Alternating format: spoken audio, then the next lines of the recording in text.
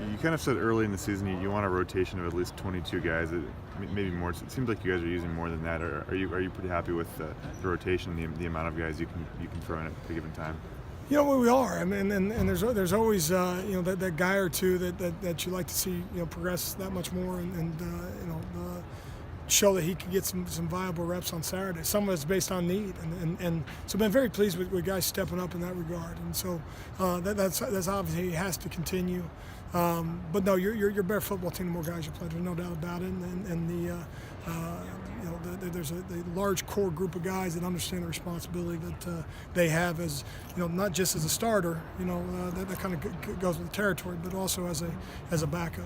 A lot of the guys that have switched positions, guys like Isaac and Injustice, when you recruit those guys in high school, can you kind of tell that they're guys who would be able to make a switch at the college level and play a number of positions when you're recruiting them? Yeah, and a lot of what you do is projections. I mean, if I'm a high school football coach and I have one Pac-12 football player, there's a good chance I'd put him at quarterback.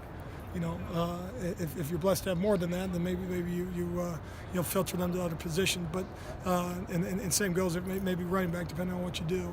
If you have an elite defensive lineman, I'm sure he could block somebody on your offensive line. And so there's a good chance that if you have one Pac-12 football player on your team, you may not just put him at corner. And give the ball to the guy that's not quite such a good athlete. So a lot of what we do in recruiting is projections. And some guys surprise you. Some guys, all of a sudden they get into your program and they explode size-wise, that maybe you didn't project. And it's our responsibility to get them in the best position for them to be successful. Anyone here surprise you necessarily? Off the top of my head, I'm trying to think guys just from a size standpoint that got bigger quicker than maybe we anticipated. Like a Nnamdi Oguayo would be one. We thought we were going to be an outside linebacker that, all of a sudden you get, in his case, 30, 35 pounds on him, and you say, well, that guy's that's not wasting the coverage. He can put his hand in the dirt and actually hold up. Do you get the sense that after the Boise State game or during the Boise State game that it was kind of a wake-up call for the entire team, just knowing how close every Saturday is? I don't know that I call it a wake-up call, but I think I would say more from the standpoint of you're right, though. I mean, in your evaluation in terms of that's what college football is. That is a Saturday evening against a good football team that has prepared their tails off to come into your stadium and make it very, very difficult to get a win.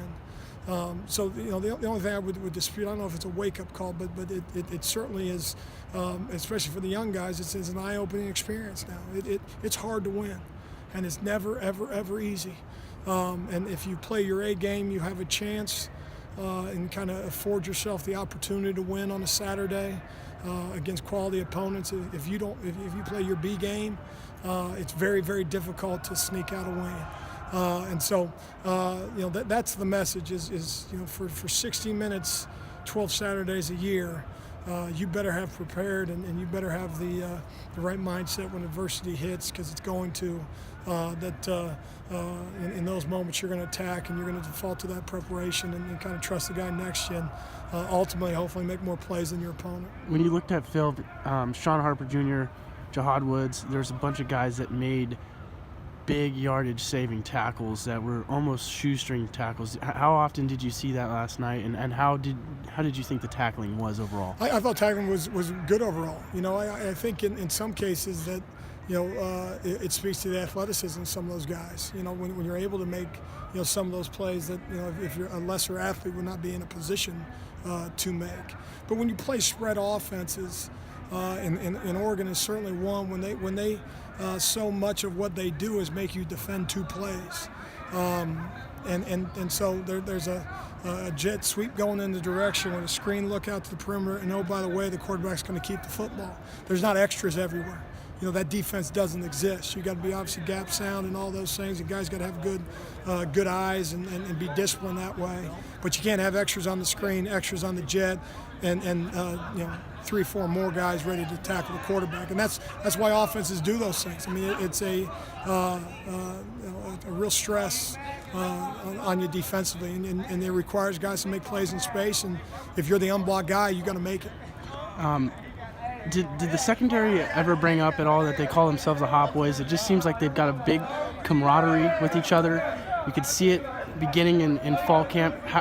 Talk about the steps that they've made and then just the overall development from fall camp until now. I think they have developed, and I think go back to spring football, and I thought you saw from a production standpoint, they embrace the challenge that we as a coaching staff kind of put in front of them.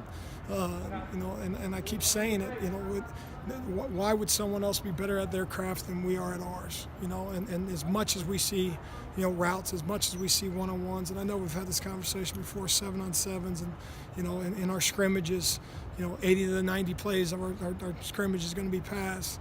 You got to find a way to build confidence through that. Even when you got a quarterback throwing every day, he completes 75% of his balls in live competition. So you can imagine what he does against us in one-on-ones and 7-on-7.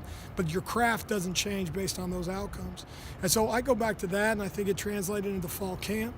And that kind of was my frustration early on this year, because I wasn't seeing that same group of guys.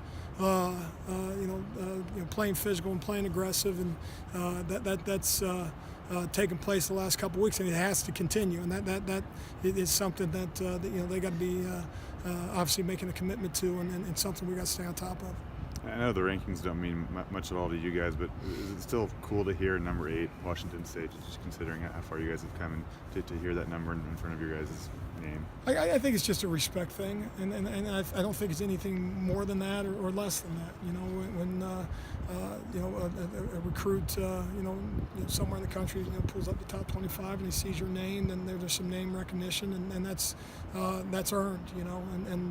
But that's a big thing. It's a respect, and you're one game away from losing that respect, and so it's a responsibility, obviously, to keep your eye on that next opponent. And no, they don't hand out trophies midseason. Quick thing, just observing the post-game press conferences yesterday. Hunter Dale, Robert Taylor, 2 guys, senior leaders.